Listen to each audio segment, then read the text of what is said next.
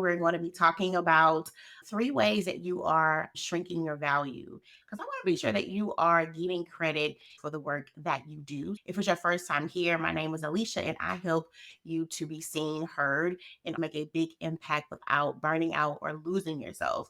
First, I want to say this. When I say shrinking your value, meaning that you're not fully owning what you do. So the value is there, you exceed expectations. It pretty much in every job that you've ever had, you were the one who brought forth the results. And you are what I consider like a high performer slash high achiever. And you can see the work that you do, but you haven't really fully owned it. And that is key, especially as you start to advance even the more. It's not just about what you can do in the future, but it's all about have you already owned what you've done. And so if you're one that you desire to have influence, if you desire to inspire and to lead, and even in your field, you even desire to drive true change, you need to be able to make sure that you're not shrinking yourself. And a lot of times it's happening in ways that you probably don't even think. So the first way that I want to talk about is you having a fear of you don't want it to appear like you are trying to brag. You don't really talk about your accomplishments and your results as you should because it's just this hidden thought in the back of your mind like hold on. So you tell yourself that you want to be really lowly and I want to be sure that I don't come off as if I'm trying to do too much. And this is a lot happens majority with women in leadership. You fear that if I talk about the great things that I've done, it can appear as if I'm trying to make it seem like I'm the only one here who actually does great things. And that's not the truth at all. This comes from different childhood experience or even the expectations. And you also feel like your success could threaten the relationships around you. Now, let's dive into that, right? When you see yourself starting to reach a level of success that may not be the norm for the people around you, then you can feel like if you talk about what you do, that it can make them either feel a certain way or you don't want them to think that you are trying to brag on yourself. So you really won't talk about what you do because you don't want that to threaten the relationships around you. And this is an important topic because when it comes to you talking about the value and the results and the successes that you bring forth, this is something that you have to practice. This is something that you have to, especially if has been something hard for you. This is not something that you get overnight. So I don't want you to think that once you leave this live stream and you hear these things that, okay, I'm good now. No, these are things that you have to learn how to do over time. And the more you talk about your value and what you do, the easier it is to actually do. And you won't feel all those emotions with it. And I say that because anytime you want to improve on something, you need to think about how am I able to weave this into my everyday life to where it becomes a part of who I am. Because I'm all about you understanding it's not about what you do, but it's how you think. And in order to change how you think, you have to be able to weave these things into your everyday life as you spend time with your family or even the people that you work with. You need to find yourself being in a habit to where you talk about what you do in a way that is not trying to outshine anybody, but it's simply a way of, hey, I need to remember what I do. Because sometimes if you don't think about the great work that you do and your accomplishments and successes, it don't even come to mind. You don't even talk about it. You won't even remember. But also, again, being able to understand that I need to get into the habit of talking about myself. And it does not mean anything outside of that. It does not mean that I think I'm all of that. It should not make me feel a way about the people in my life, but you should get into the habit to where you want the people in your life to celebrate you. It's simply about you learning that you deserve to be celebrated. And guess what? Ain't nothing wrong with that. We all need that acknowledgement in our life. Hey, you are doing a great job. I see the things that you do. And the people in your life, for the most part, they want to celebrate you. So give them a chance to. I do believe that it is like a human need to feel acknowledged in some way. But if you tell yourself that I don't think that I need that, but you really do, now you start to get all these feelings of almost starting to feel resentful about something that you know that you want, but you haven't voiced it. And also understanding that the success that you have, it is an opportunity to inspire the people around you to reach higher. And it gives you an opportunity and them an opportunity to see how far you have come. If you find yourself in a place where you don't like talking about the great things that you do, you find yourself saying things like, I don't really want to tell them about the new job opportunity I got. I don't really want to tell anybody about this new raise that I got. But again, it gives the people around you the opportunity to acknowledge the great work that you do, but also it inspires them as well too. So stop shrinking your value around your loved ones, around your friends, and even around yourself. The next thing that I want to talk about is a way that you shrink your value is that there's a deep seated root in believing that, do I really belong here? Do I really belong in this seat? And I'm the kind of person, like, I'm what you say. I can appear to be very sure how to do a lot of self work, how to do a lot of prayer. But what people don't understand is that, not for all, but for some people, you it's one thing to appear sure, there's another thing to be sure. And you can see somebody or even yourself operating in a role. Now, on the outside, you look confident, you look secure, you look sure. But on the inside, it's that nagging voice of, do I really belong here? That voice of, was it really my expertise and my value that allowed me to land this role? Having that voice in your mind and not being able to silence that, it'll stop you from being able to pursue opportunities that you know that you should be. Because if you doubt yourself at this level, what make you think that you would even believe for anything above that? And so that's why I am big about you being able to own what you've done. Because what happens is that you keep on adding accomplishments and accomplishments. You keep adding on results. But because you never fully own them, they're not really standing on anything solid. And so what happens is, if any wrong look comes, if anybody comes at you with feedback that you didn't really think that, like that feedback that this kind of hurt a little bit. If anybody comes to oppose you in any way, all of those results, all of your experience, everything that you worked so hard for, it just starts to fall in that moment because it was never built on you knowing and owning what you've done. And being in leadership is a tricky thing because it's not just about you being able to lead a team. It's about you being able to lead yourself. It's not about you having to lead a task here and there, but it's about you being able to lead your emotions and your minds and your thoughts and even your beliefs about yourself. So when you don't fully step into, you don't fully own what it is that you do, it causes you to over prepare all the time. You will spend 2 or 3 days sending a email. If there's an event, if there's something happening at work, you find yourself in a mode of always having to over prepare for everything because it's that nagging voice that says, "Ugh, I just don't, should I really be here?" And that doubt causes you to over prepare. And this is what happens. And a lot of times this happens for, if you are the first or the only one. So if you are a woman and you're working in like in a male dominated environment and you're like one of the only women working in that environment, it's automatically the, should I be here? Or the, how is it that I got here? Girl, what do you mean, how did you get here? But that voice will override all of the hard work that you put in to get into that spot. Or if you are a woman and you are the only Black woman in the space, you are the only minority woman in the space, right? That is what I call that first and only syndrome. That it's the heavy weight of the expectation of, if I'm the first, if I'm the only, that means that I have to set some benchmark of success. Who put that weight on you?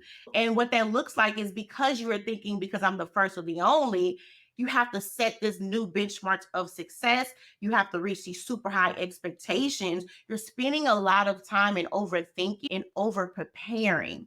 And what happens when you do that, you will literally find yourself spending time on tasks that does not add to your impact whatsoever. Spending time on tasks that, child, does not show the true value that you have, because you're thinking, okay, I got to make sure that everything is perfect. I got to make sure that everything is, and you're not thinking, you're taking away and you're robbing your value. because you think that in order to have the influence and to have the impact and to make the income that you want, that it's in you having to be perfect. And it's not that, is not in that. What it is in is you needing to be sure. You needed to stand on what it is that you do. Because again, you're in the room. Regardless of how people in the room make you feel, you got in the room. You are in the seat.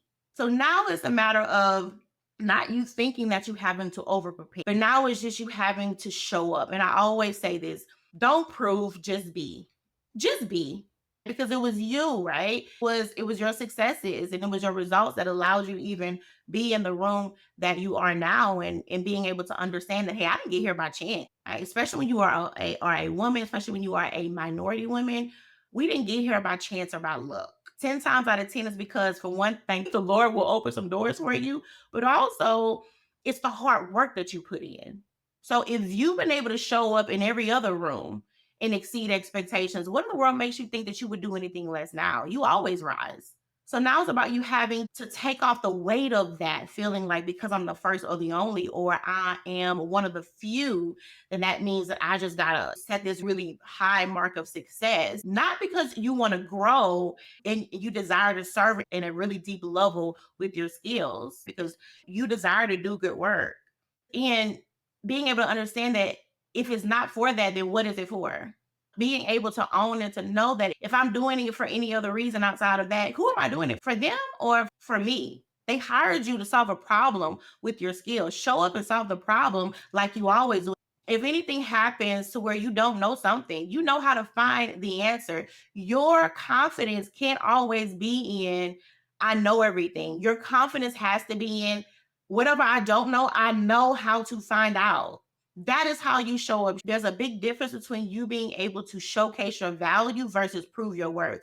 And I had a live stream that I did on that, I think it was last week, when I talked about there's a big difference between you being able to prove your worth versus showcase your value. Now you are in a mindset of, I am here to showcase, meaning think about the word showcase. Think about when you go to any kind of show, they have these really nice items and they are being showcased. What happens when you showcase something?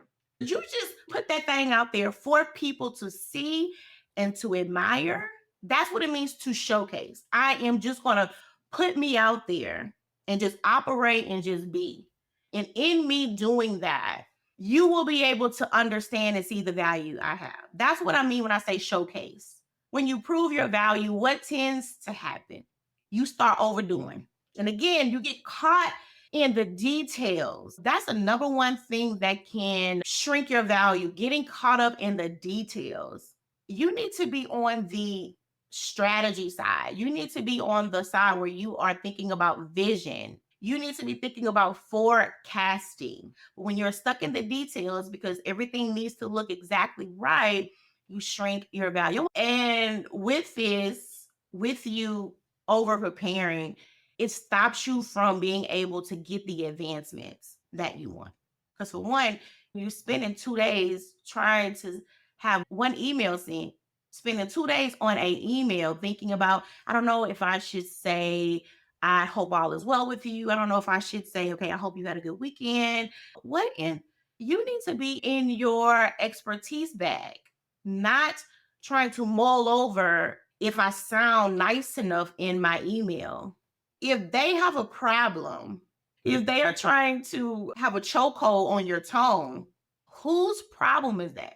I do believe that there is a way that you send emails. I'm not saying just to send any old thing. Please don't go to the extreme. What I am saying is, you can spend so much time trying to control the thoughts of other people of how you will be perceived, rather than spending the time in your work and letting that control how people see you. Not thinking that you got to control every email, every tone.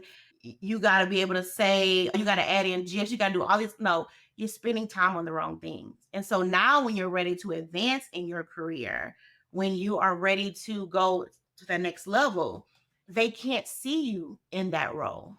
Why? Because you haven't been operating in it. You haven't been operating at the capacity to where they can see you. You can say, oh, well, it's their fault. They make me feel this way. Nobody can make you feel a certain way. I'm not saying that when it comes to people, people will cut up.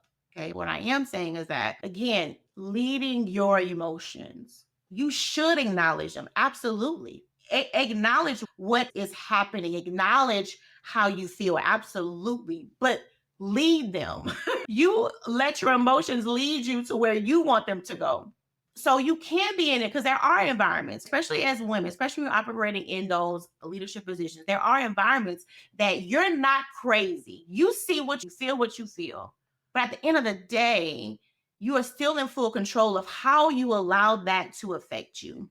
And if you are in a place to where you're like, Alicia, there's a lot happening in my environment, and you feel like this is starting to cause issues with my health, I get it. It's time to make a move.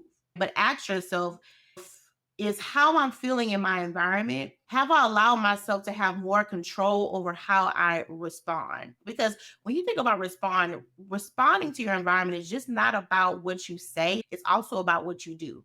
So I want you to start thinking about when it comes to how you are letting your environments affect you. Are you getting full control over your emotions? Are you in a place to where you can learn how to put the line between what's real and what they feel? Again, get back focused on the impact that you said that you want to make. Get back focused on you being able to serve in your skills the way that you know that you want to serve. Get back focused on that.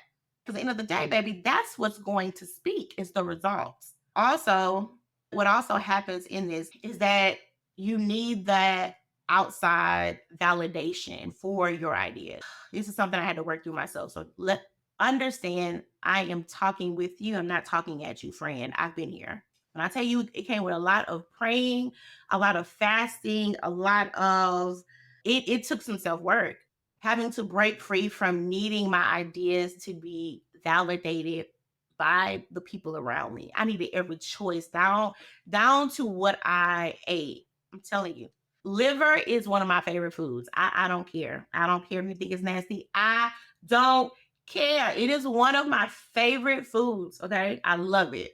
But for years, I would not eat it around anybody. Yep.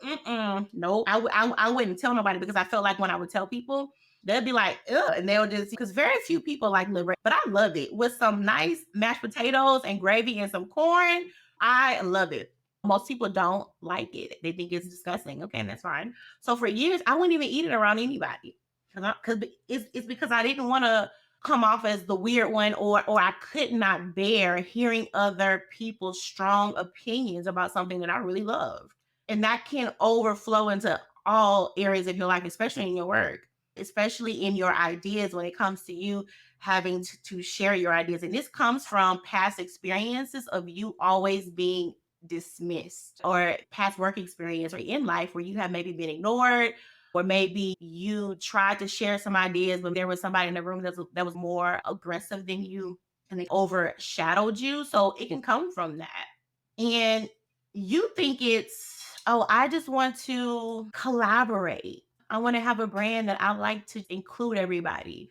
And it can be true to a certain degree. I'm not going to say it's never true, but a lot of times, even how you talk about your ideas, say, so like, this may be an idea, but it's always a but, or it's I'm really not sure about this, but do you think we could? And be sure, you know that this is a great idea. You know that this idea is going to work for you, but it's that cautious, or you have to pose a question before you just state the idea. So, what does everybody think about this? Rather than just state your idea and stay silent and wait, because what you're trying to do is you're trying to protect yourself against if the idea isn't liked or if it's not viewed well, then you can tell yourself, well, that's fine because I really wasn't sure.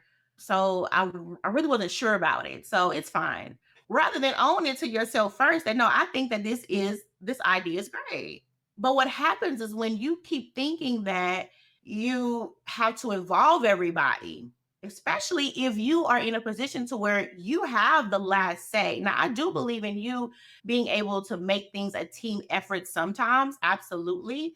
But it can't be that way every time because what happens is this: one, you get mediocre people taking credit for your ideas. because you are so silent on them or you are so passive on your ideas, you get people that ain't halfway did nothing taking the credit for what you've done because you didn't want to stand up boldly in them.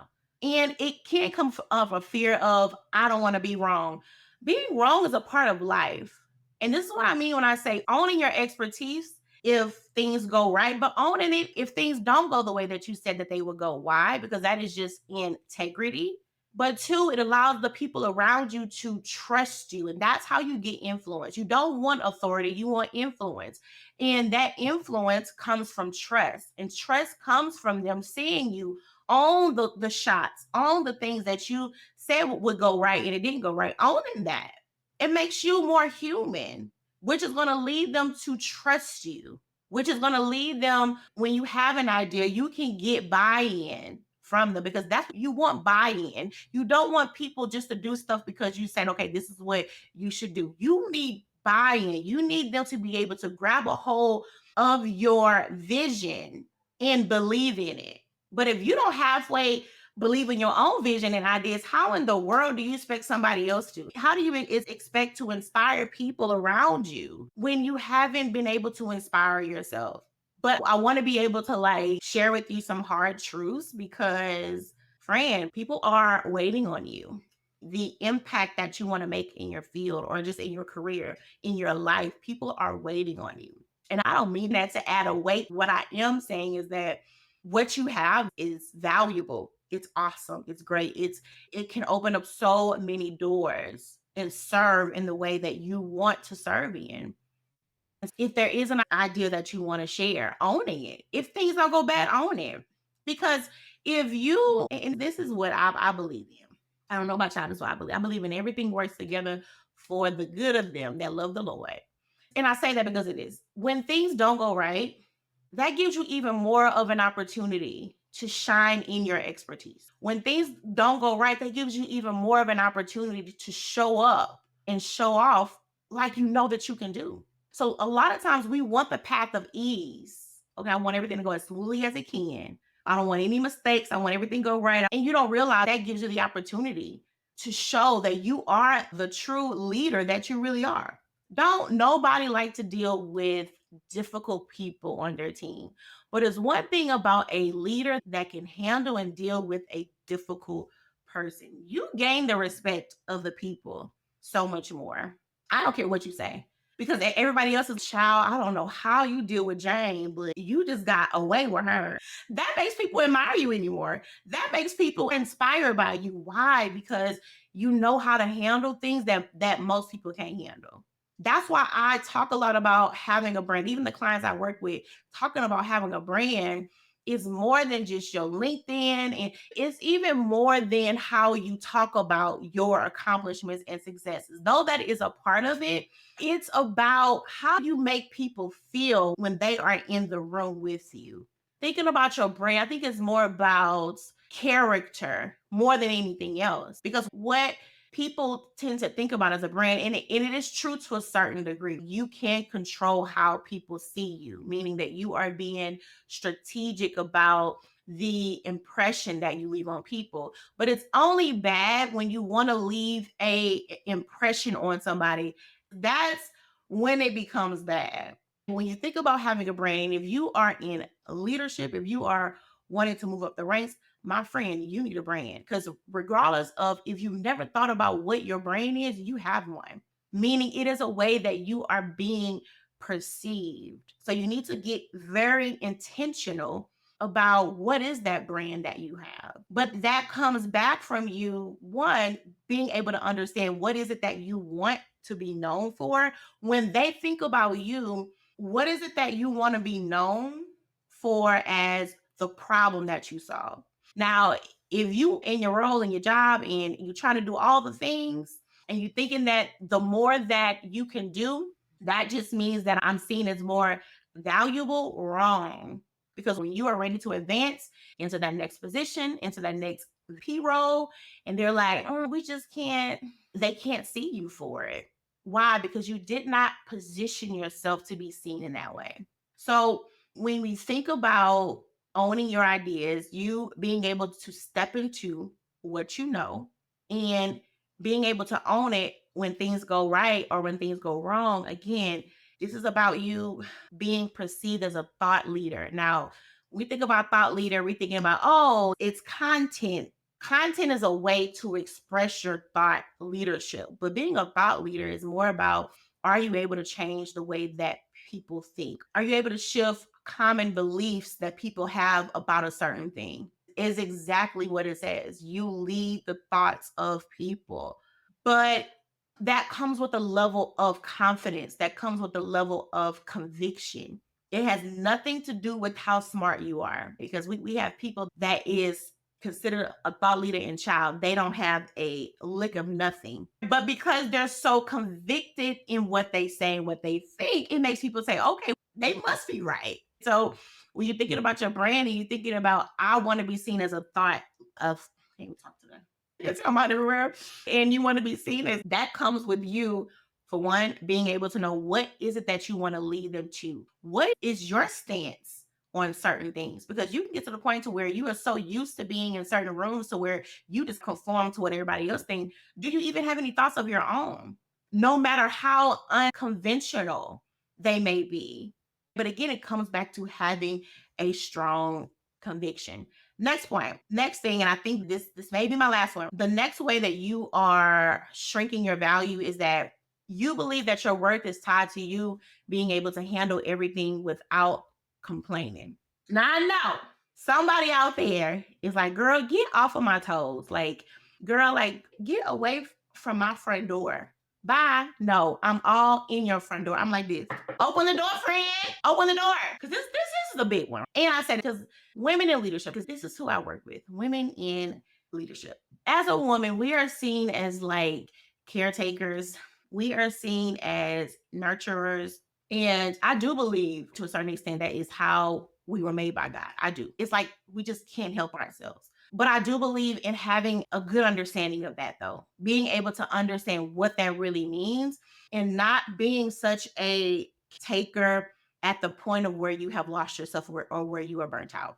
And we feel like our strength can lie in us being able to do it all and not saying anything. But for one, in your career, what happens when you have this mindset is you usually end up becoming the grunt work. You are the person that people throw all of the grunt work at, the stuff that no nobody else really want to do. Why? Because everybody else has set boundaries except you, so they'll throw all of the grunt work at you, and it leaves you less time for high value skills. In our minds, we say, no, this makes me strong. This makes me valuable. This makes me resilient because I can bear all this. And that can be, that's like the farthest thing from the truth. And what also happens is that you end up taking on more work. Your pay haven't changed in years, but your job scope now goes way above what you were actually hired for. And now you have set the sustainable level for everybody else. You have set this reasonable expectation for the people around you because they're like, oh, it's cool. She can do it. Oh, it's all right. She always gets it done. And that's why with my clients, I am about what is sustainable success. Because you can do something successful one, two, three, four, five, even 10 times. But is this something that you can sustain over a long period of time where it does not impact the quality of work? It does not impact the relationships. It does not impact your health or your mindset. What is the level of sustainable success you have in your life? Because a lot of y'all got some success, but my friend, it's not sustainable at all. You're losing your mind, but it looks good on the outside. But what happens is that you have set these high expectations, and now people you work with, even with your family, I've been there. Even in your household, you have set this expectation that I can do it all because this is what makes me a good blank, a good wife, a good friend, a good boss, whatever. That no, let's throw that away. What makes you a good blank is when you are taking care of yourself, is when you are giving yourself time to think. time to rest, time to pour back into yourself. So you are good, a good wife, a good friend, a good boss, whatever. You are good when you are being good to yourself. That's when you can be that good thing, is when you're being good to yourself. And then let's go back again on the overall branding piece of it. I promise you, you don't want the brand of the person who can do it all. Because if they feel like you can do it all, they don't know you for anything. So now you are ready to move into status. You are ready to climb the rank. And they don't see you for that, because they may not say it, but they can see when you don't set boundaries. The people around you can see when you're not leading yourself. Of course, they will keep throwing the work onto you. Why? Because it helps them. It's something about mankind. We can be very selfish. It's in all of us. But I do think that it is your character that controls that. But we can all be selfish. So if they can reap off of you being exhausted, friend, they're going to take advantage of that. Why? Because they get something out of it. So, of course, they know when you're tired. They know when you've been stretched too thin. They know that. But guess what? They're not going to say it because they are reaping off of your exhaustion. And so this is why I'm not big. I'm not pussy. Yeah, I'm not pussy. I promise. This is why I'm big on holding yourself accountable. I can't stand excuses. Now, are there reasons? Absolutely why. But excuses are different. Like, excuses stop you. You can let excuses stop you. But there are definitely reasons for something, but it should not be an excuse as to why this thing can't change. And so, even with that, I'm huge on holistic success, success in every area of your life, success on you being able to align every area of your life. Because, friend, every area of your life aligns. Whether you think they don't, they do. So, if all of these things align, why would I not give the attention to this area when I know that it can affect this area over here?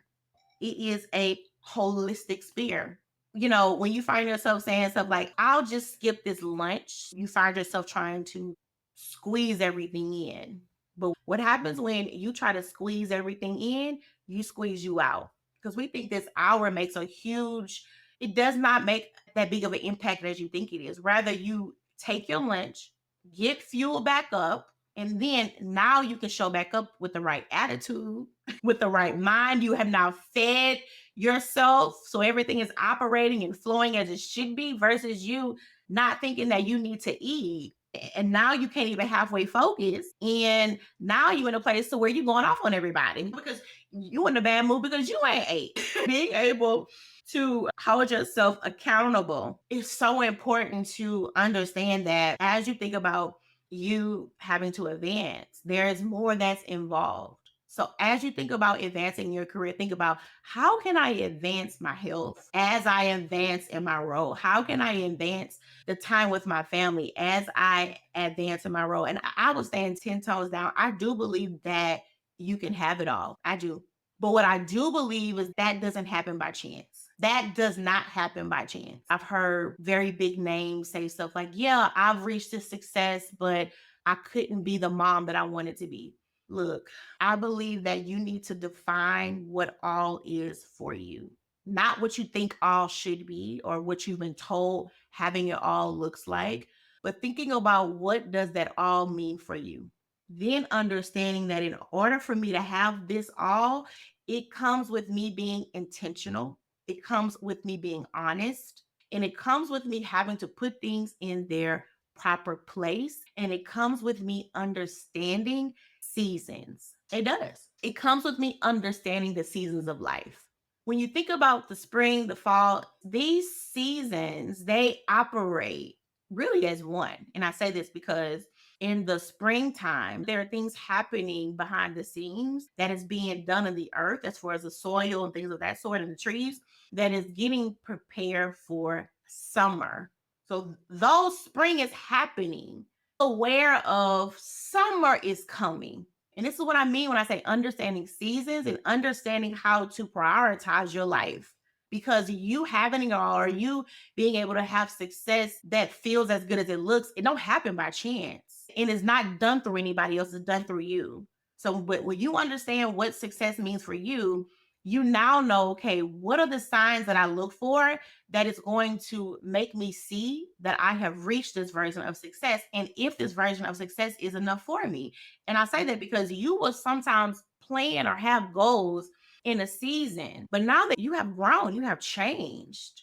So now you are in a new season. You are now in a new version of yourself, but you're still carrying around old goals. And so you will reach that goal and be like, oh, okay. Didn't really think it was gonna hit like this because you was a completely different person when you set those goals in the first place. And so being able to understand that as you change, what you want will change. But do you give yourself time enough to think about has your mind changed? If you are always on the go, you haven't even given yourself the time in prayer. You haven't given yourself the time to sit and think, has my goals changed? Has my feelings about the success I thought that I wanted at one point, has that changed? I had a client that I work with, and I have my clients like, no, we will get so clear on the version of success that you want that you will be able to taste it. So when you reach that level, you will know that you have arrived. I do this because a lot of people will be on this hamster wheel of grind and trying to chase. And that's because you don't have no goals. Like you are just running and you have nothing, you have no milestones. You don't have anything to guide you to let you know if all the effort that you're doing, has it brought you anywhere? But also you being able to see, okay, have I gotten to the place that I said that I wanted? I had a client that I worked with. I tell a story all the time. I was asking her about success and things of that sort. And she's like, yeah, it would be successful if I could advance in this role, things of that sort. I'm like, ma'am, what is your life success? And so after we went through a few rounds and I was like really getting her to dig more into it, her final answer, she said, Alicia, I know that I would have reached a level of success if I could plant my own garden and I was able to grow the food that I eat. Because she was saying how she had gotten so involved in her career that she had lost that awareness of her health and things of that sort. So she said, I know that when I can plant my own food, and for her, that means I got the time to plant my own food. I have the resources. And for her, that was big because she said, if I can get to the point of me being able to plant my own food, she says, that means that I now have more control over my time. That means that my work is not, she said, I'm not being so consumed in my mind with my work that I now have time to focus on things outside of work. It was about what that meant for her. And if that could happen for her, it would mean that all of these other areas that she now struggled with would have been solved. That's what I'm talking about when I mean getting so clear of what success looks like for you that you can taste it. That's what I mean. Success for me is if I can make X, Y, and Z, which is not a bad thing because there's a difference between having a goal and having success. Some people get it confused thinking that their goals is success, but it's not because you can have hit all of your goals and you're still not successful, meaning you haven't reached the level of success that you want. So your goals ought to lead you towards your version of success. But having goals and you being able to hit goals is not success. It's not. And I stand 10 toes down in it. And so that's what I want you guys to start understanding is that start setting boundaries, putting the boundaries in place that you need to have so you can feel good about the work that you do. Because when you feel good, you work good. When you work good, you earn good. And when you earn good, you live good. Because no, having a whole lot of money is not everything. It's not. But a lot of the problems that people have is because they don't have enough of it. So I want you to be paid and peaceful, paid and peaceful. But I do think that it takes intention and strategy in order to get there. And that's why I'm a big component on you being strategic, you being clear on what you want, and you having a roadmap to get you to where you want to be. Okay, y'all. So, quick recap. The first way that you can shrink your value is when you think that success is going to threaten your relationships. Second is when you feel like you don't belong in a certain room. Third is when you need external validation for your ideas. And then the fourth one is when you feel like your worth is tied to you being able to handle everything without complaint. So I hope you guys enjoyed. But if you are wanting to work with me, let's chat